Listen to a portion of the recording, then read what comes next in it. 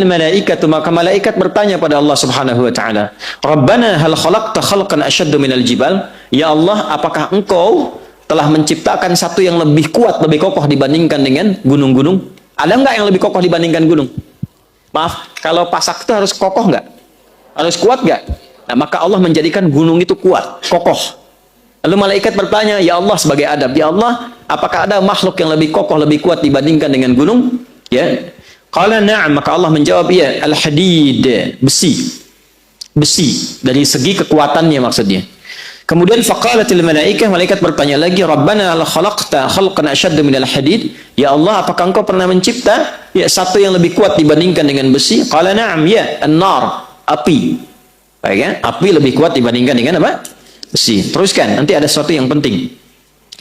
Rabbana, teruskan lagi. Rabbana hal khalaqta khalqan asyaddu minan nar? Ya Allah, apakah engkau mencipta juga yang lebih kuat dibandingkan dengan api? Qala na'am, ya, al-ma, aku ciptakan air. Makanya api kalah oleh apa? Air. Jadi kalau sedang ada tersengat panas, disiram pakai apa?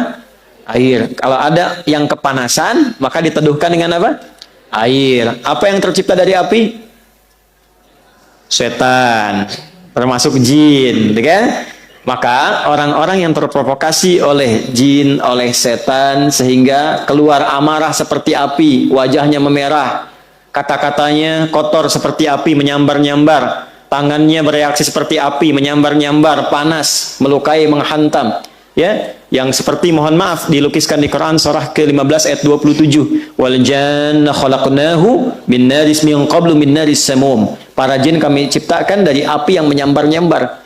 Jadi kalau ada orang terprovokasi oleh was-was syaitan, alladzi yuwaswisu fi sudurin nas, terprovokasi sampai berubah wajahnya memerah seperti api, merah.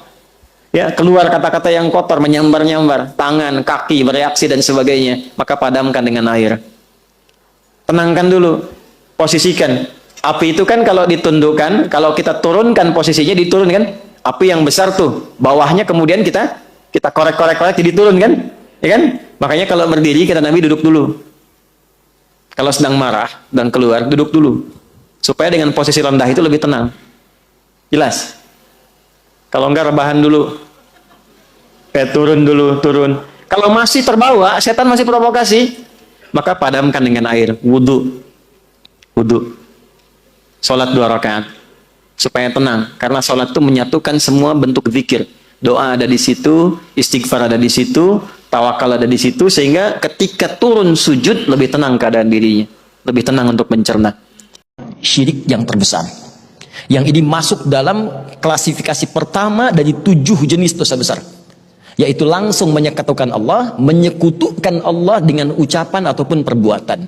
Misal, Anda yakin Allah misalnya Tuhan yang sesungguhnya, tapi saat bersamaan Anda juga misalnya ikut-ikutan ibadah di tempat agama lain. Atau datang kepada misalnya minta-minta kepada dukun, paranormal dan sebagainya dengan pengharapan bahwa mereka bisa memberikan apa yang Anda harapkan. Maka itu disebut dengan syirkul akbar. Viral Riri merawat suaminya selama 8 tahun karena sakit ginjal. Ustadz Adi Hidayat ajarkan doa ini agar cepat sembuh. Kalau ada yang divonis penyakit, entah Anda, kerabat Anda, keluarga Anda, sepupu dan sebagainya, dan dokter mengatakan mustahil sembuh, maka bacakan zikir ini. Allah sudah berjanji di ayat 84-nya, siapa yang mengamalkan zikir ini, saya akan sembuhkan penyakitnya, walaupun ia menderita penyakit seperti Ayyub alaihissalam yang tidak pernah dialami orang sebelumnya atau dirasakan orang setelahnya. Karena kadang-kadang ada keluhan ketika sakit, ya Allah kenapa saya begini, ya Allah kapan sembuhnya. Bacakan zikirnya, anni massani yadhurru wa anta arhamur rahimin. Anni massani yadhurru wa anta arhamur rahimin.